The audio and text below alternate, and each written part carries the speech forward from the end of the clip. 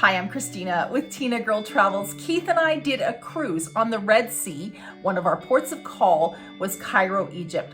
In this video, I'm going to share with you our experience on a private tour and visiting the city of Cairo. Let's get right into it. We sailed on the MSC Splendida, arriving in the port of Sokhana on the Gulf of Suez. We met up with our driver, who took us on a 2-hour drive up to Cairo. So when you arrive at the cruise ship port, this is what you'll see. A long line of buses, all ready for taking people on tours. We found the cruise line shore excursion to be very pricey at about $300 per person. We were able to book a private tour for $250 for the two of us. Of course, that came with a few hiccups, and I'll tell you all about those in a second.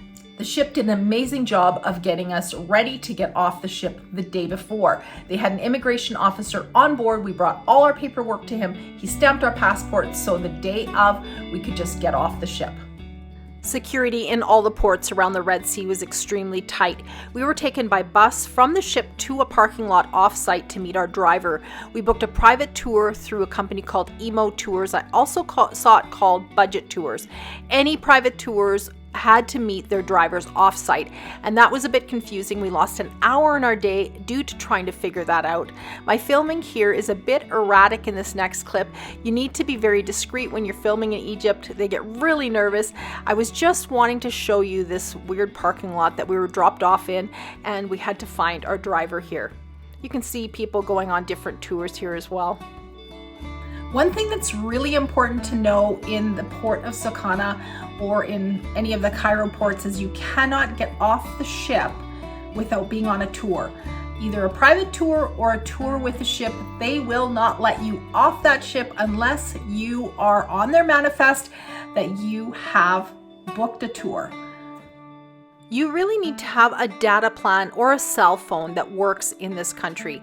I downloaded Airlo. It's an eSIM that downloads into your phone rather than having to switch SIM cards. It actually worked perfectly, even on board the ship when we were in port or near land. I use it actually on all our trips globally. I'll add a link to that below for you to check out. I also found that everyone in the Middle East wanted to use an app called WhatsApp, and that was a bit annoying because it's not an app that I'm used to using, so it took a bit of figuring out. Also, somehow I maxed out the storage and had to frantically delete stuff just so I could receive the next message. Alright, let's get into our day in Cairo. So we got picked up by our driver and our guide. Off the bat, it was a pretty odd experience. They pulled over on the side of the road about 5 minutes into our drive. It was just me and Keith as the passengers. They explained they had to switch cars. So we waited about 10 minutes and finally another car pulled up and we moved into that car. They drove head on for about a mile into one-way traffic just to get on the highway. Driving in Cairo is like driving through a gravel pit for about an hour and a half, with police stops every 10 miles or so. It can be a bit unnerving. Sometimes our driver had to get out of the car and go discuss something with the police. We saw money exchanged. It was all a bit unnerving. I have to say I was shocked when we arrived in Cairo.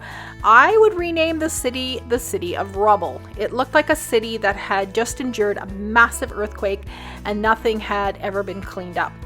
We drove past miles and miles of buildings where part of the building had collapsed, and here you can see the painted walls and wallpapered walls of someone's home, and this went on for a long time along the highway. Sometimes it was hard to tell if a building was under construction or if it was being demolished. So our guide gave us the choice of visiting the National Museum of Egyptian Civilization or the Egyptian Museum. The brand new Grand Museum was not available yet for us. It was still closed. We chose the National Museum of Egyptian Civilization. We were not disappointed. Let's go in and have a look.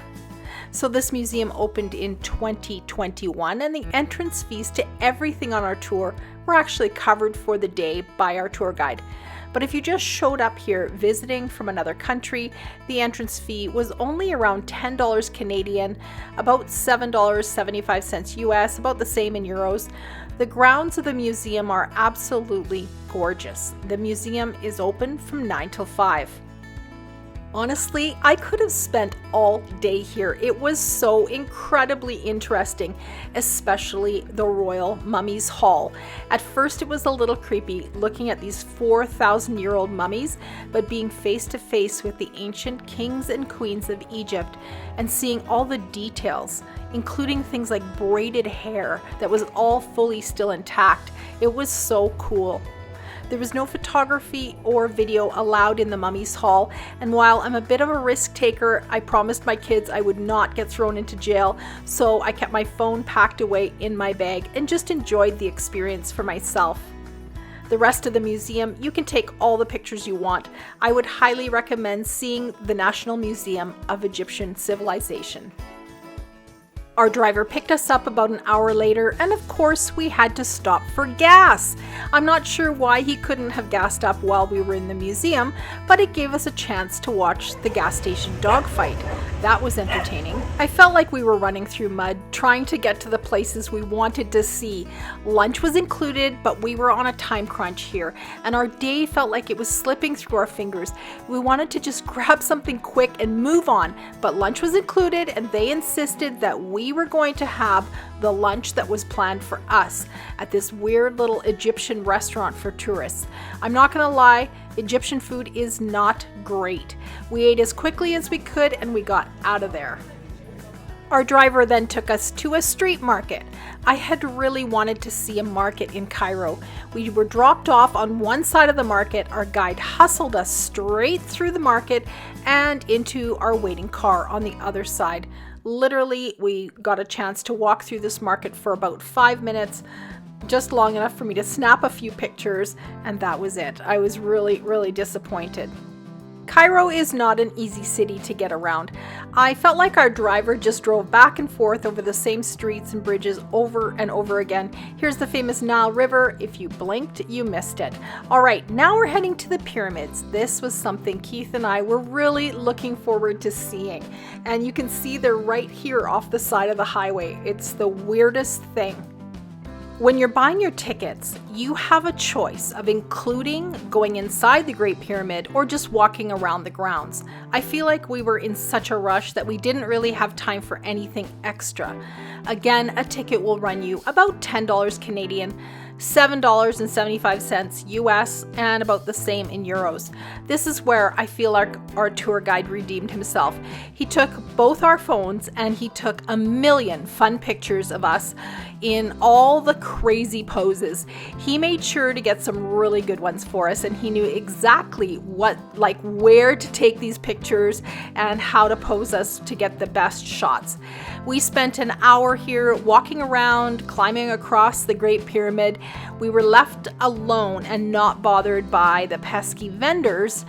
They can be next level. They are determined to help you part with any money in your wallet.